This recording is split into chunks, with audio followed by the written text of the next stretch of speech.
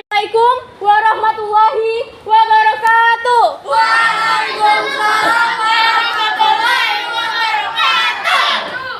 Saya Nadia Latifah, ketua dari kelompok 4 yang beranggotakan Saya Miguel Majid Pangestu. Saya Muhammad Salman Al-Farijin. Saya Michael Isis Joseph Trayan. Saya Nekes Piasilaen. Saya Muhammad Saiflan Bia. tidak ingin banyak basa-basi. Berdirinya kami di sini bukan karena tidak dapat kursi, tapi karena kami ingin mempresentasikan hasil kerja kelompok kami tentang seputar informatika. Apa dan mengapa perlu belajar informatika? Informatika adalah sebuah bidang ilmu mengenai studi, perancangan, dan pembuatan sistem komputasi dan serta prinsip-prinsip yang menjadi dasar perancangan tersebut. Komputasi itu adalah suatu ilmu yang berkaitan dengan permodelan matematika dan penggunaan komputer untuk menyelesaikan masalah-masalah sains.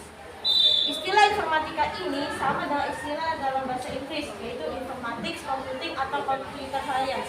Informatika mencakup pemodelan dari komputasi dan aplikasinya dalam pengembangan sistem komputer. Apakah yang dimaksud dengan komputasi? Menurut KBBI, komputasi adalah 1. Penghitungan dengan menggunakan komputer.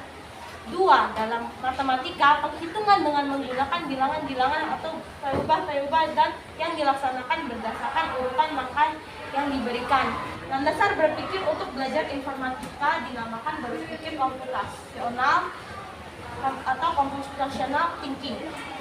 Berpikir komputasional ini merupakan suatu kerangka dan proses berpikir yang mencakup perangkat keras, perangkat lunak, dan menalar atau reasoning mengenai sistem dan persoalan. Mode berpikir, thinking mode, ini didukung dan dilengkapi dengan pengetahuan teoritis dan praktis, serta teknik menganalisis, memodelkan, dan menyelesaikan persoalan. Siswa yang belajar informatika akan mendalami bagaimana suatu sistem komputasional berfungsi, baik yang mengandung komputer maupun tidak. Informatika dapat dipandang sebagai sebuah cabang ilmu yang tersendiri karena membawa seseorang ke suatu cara berpikir yang unik dan berbeda dari bidang ilmu lainnya, yaitu computational thinking. Sudah tahan lama, ide dan konsepnya sudah berusia 20 tahun atau lebih dan masih terpakai sampai sekarang. Dan setiap prinsip inti dapat diajarkan tanpa bergantung pada teknologi tertentu. Saat ini, manusia hidup di era digital yang sering disebut Industri 4.0.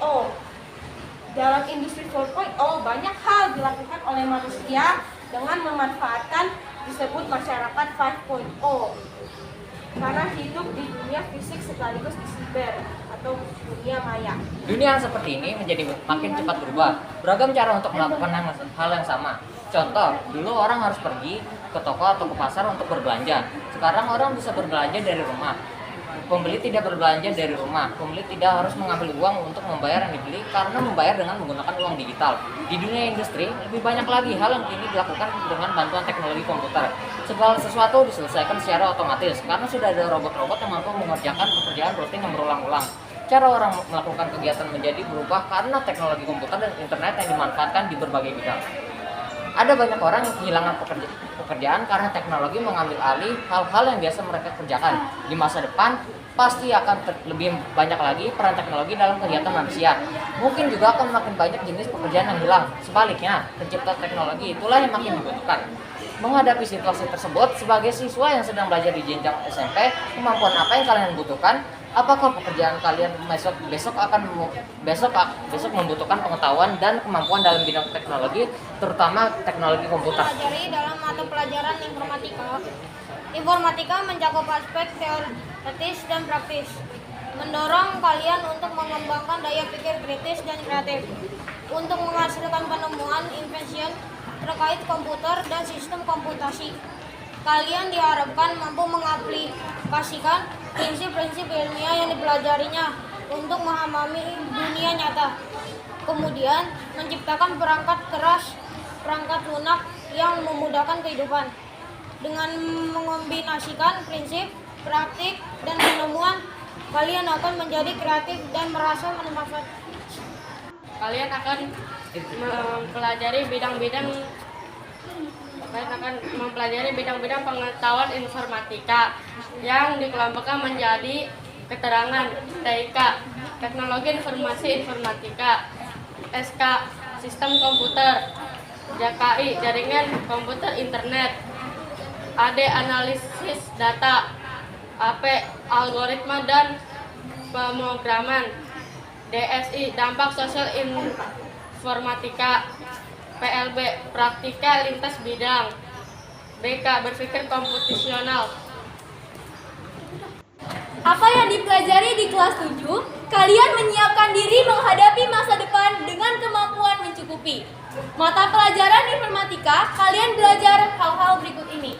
1. Berpikir komputasional. 2. Teknologi informasi dan komunikasi. 3. Sistem komputer. 4.